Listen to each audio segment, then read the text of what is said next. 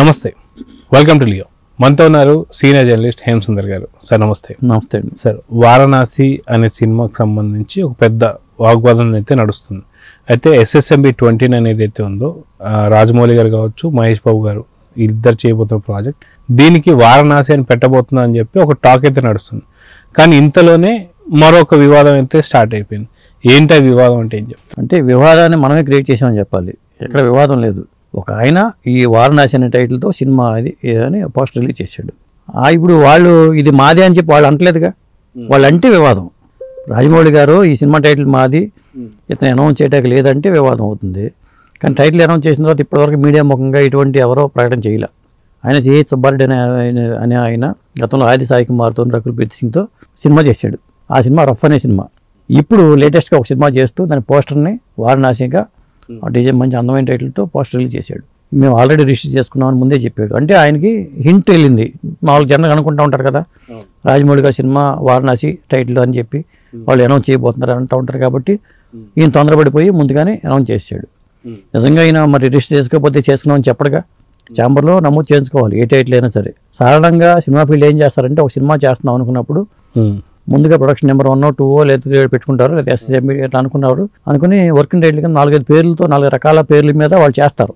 వాళ్ళే ఫేక్ ఇంకో బ్యానర్ మరి లీక్ అవ్వకూడదు కాబట్టి దుర్గార్ట్స్ బ్యానర్ మీద చేసుకోకుండా వాళ్ళే ఇంకొక డమ్మీ బ్యానర్లు పెట్టుకుని ఏదన్నా జనరల్గా ఒక 5-6 టైటిల్స్ చేయించుకుంటారు. ఎందుకంటే పొద్దున్న మళ్ళీ టైటిల్ కావాల్సి వచ్చినప్పుడు ఇబ్బంది అవుతుందని ఉద్దేశంతో ఫస్ట్ ప్రయారిటీ ఇది, సెకండ్ ప్రయారిటీ ఇది, థర్డ్ ప్రయారిటీ ఇది అనుకుంటూ ఉంటారు. అలా వాళ్ళు ఏం చేయించుకున్నారో తెలియదు మనకి. జనరల్గా వచ్చిన టాక్ ఏంటంటే, అక్కడ వారణాసి సెట్ చేశారు కాబట్టి ఈ సినిమా ఫస్ట్ రకరకాల పేర్లు వచ్చినాయి. ఆ పేర్లన్నీ పోయి ఇప్పుడు వారణాసి అనౌన్స్ చేయబోతున్నారు అన్నారు. నిజంగా ఆయన వారణాసి అనౌన్స్ చేయబోతుంటే ఇప్పుడు ఇది వీళ్ళు చేస్తే అబ్జెక్ట్ చేయాలి. వాళ్ళు ఏం కామ్గా ఉన్నారు మరి చేయట్లా. ఒకవేళ తెర వెనుక మంత్రాలు సాగించేసి ఈయన కామ్ చేస్తారా అనేది తెలియదు మనకి. అది జరుగుతుంది. అయితే కార్తీక మాసంలో కాబట్టి వారణాసి అనగానే శివుడు గుర్తొస్తాడు కాబట్టి, సో ఖచ్చితంగా ఎంతవరకు వారణాసి అనే పేరే ఉండే అవకాశాలు ఉన్నాయంటే ఏం చెప్తారు? ఇప్పుడు ఇదే టైటిల్ మీదే నేను దానికి సినిమా ప్రముఖ వ్యక్తి, ఆ సినిమాలో ఒక భాగస్వామి అనుకోవచ్చు. నేను ఆయన అడిగాను మొన్న ఫంక్షన్లోకి కలిసినప్పుడు, ఏంటి సార్ మీ సినిమా పేరు ఇట్లా వారణాసి అనుకుంటున్నారంటే నవ్వాడు ఆయన.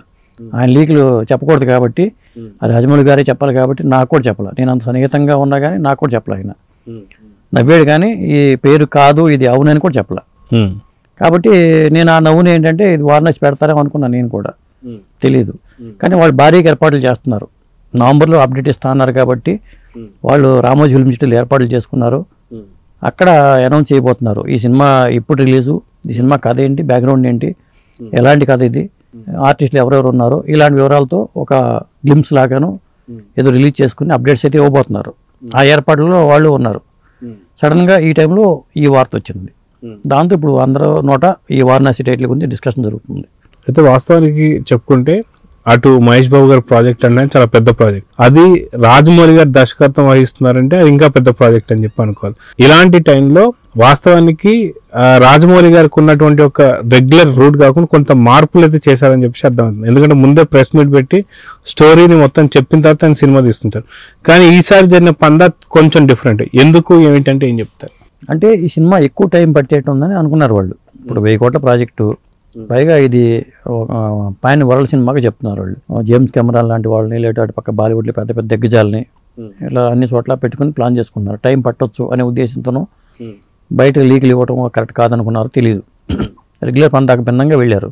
వెళ్ళినా కానీ ఇప్పుడు ఈ అప్డేట్ సంబంధించి వాళ్ళ ఈ ప్రియాంక చోప్రా ప్లస్ మహేష్ బాబు, రాజమౌళి మధ్యలో కూడా డిస్కషన్ జరుగుతుంది.